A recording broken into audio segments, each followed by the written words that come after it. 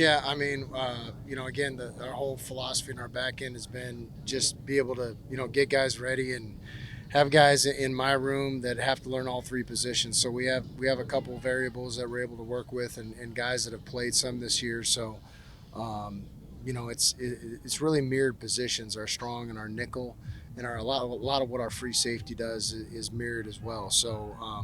Again, it's going to be all about personnel for us and matchups. So we're going to do, we're going to adjust our personnel based on whatever we're going to see in the bowl game.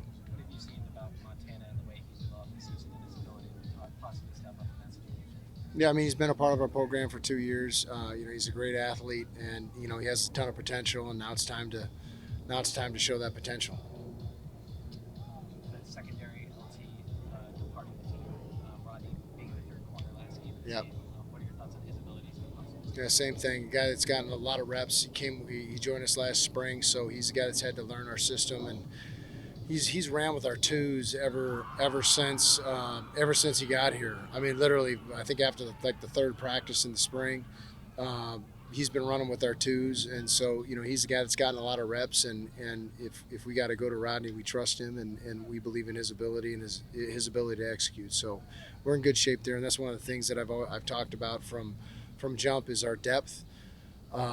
It's just something that we feel like we have that we didn't have from last year, and I mean, it's really carried us throughout the season. How have the older guys kind of helped mentor them to be able to be ready if thrown in this position? Yeah, I mean, leadership is influence, and we've had great leadership this year that's had great influence on some of these younger guys and how to approach their day to day habits and the day to day process. So.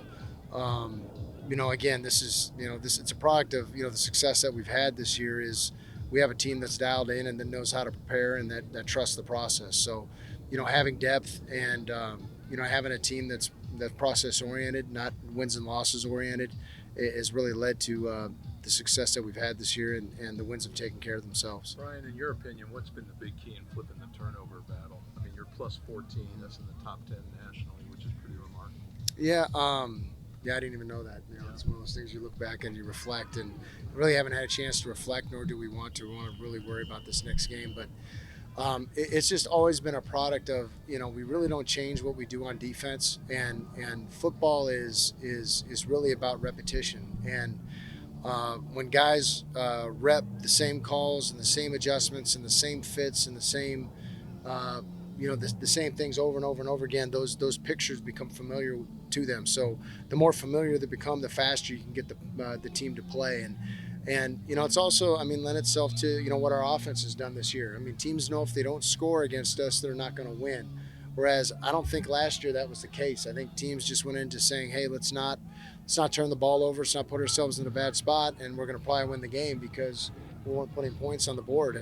And again, it's a complementary football approach that our head coach has, and that Coach Dillingham does a great job with, and it's really lent itself to the fact that, hey, when we score, teams are trying to stay with us. When we push on the gas pedal on offense, we score points. When we try to play situations, offenses get impatient. When they get impatient, the ball's going to expose itself because the quarterback's going to want to drop back to pass, put the ball in the air. So we've taken advantage of those situations, and last week was really exciting to see. We caused 2 fumbles on run game. Our guys just playing super fast and aggressive and putting their hats on the football, and the ball happens to pop loose. So again, it just lends itself to our guys playing faster this year, understanding what they got to do, and having something to play for. Arizona State right now is number 30 in scoring defense, number 30 in scoring offense. How much have you enjoyed the process of both sides of the ball really making each other better over the years? I mean, I can't emphasize that enough. The looks that our offense gives us, going back to last spring from practice one to right now. I mean, they give us all the looks that we need to see, whether it's motion adjustments, whether it's formations, whether it's plays, whether it's play types. We're seeing everything. So when we have to prepare for those things with opponents, I can say 95% of the opponents that we played this year, it's really lent itself to our offense, giving our defense those looks starting in spring ball. And it's not a gimmicky deal. I mean, there's a lot of gimmicky offenses out there that are a little flash in the pan. They're flashy. Our offense just moves the ball when they need to. They score when they need to, and they do it. they do it in such a way that it really does prepare us for the looks that we need to see. What are some common mistakes in young DBs that you're trying to message to prevent it from happening? You guys like Lieutenant Run. Really now it's just fundamentals. I mean, fundamentals and seeing those pictures at full speed. And those guys have seen a lot of those same pictures throughout fall camp, throughout spring ball, throughout the fall right now. It's just really fundamental. Staying square, staying in your pedal. When you're playing deep, play deep. When you're playing short or you're playing the sticks, you got to trust the sticks and where your help is. When you're in man coverage, like where's your help? Very few times when we're in man coverage do we not have help somewhere. So just getting those guys to trust in those things. I mean, that's something that you either learn by discipline or you learn by regret. And the regret is you give up a big play or you give up a play that you could have made. Discipline is just the repetition of it. So, it's just really it doesn't change. The process doesn't change. There's no. We're just focusing on what we do every day and just trying to get better at those things each and every day. Coach, what can you say about the leadership of your players and how that's helped have success this season? Again, I keep going back to habits and process, and leadership is just a reflection of your habits. And you can see someone by their habits, and you can see if that's a byproduct of what the end result is. To me, that's the biggest predictor of success. And our leadership in our team, in our locker room has been phenomenal, and the consistency of those guys and their approach just to life in general, it just shows that they're going to be successful no matter what they do, and not just football. And it's shown itself on the field this year. Coach, I'm trying to figure out how to give somebody credit here, right? Somebody told me that the team has adopted Kenny's personality. Kenny said, no, we're adopting the personality of our players. Who's in charge here, Coach? Well, everything starts at the top. Yeah. I mean, everything starts at the top. I mean, any organization, you can blame whatever you want, but everything starts at the top. And he's done a phenomenal job of staying.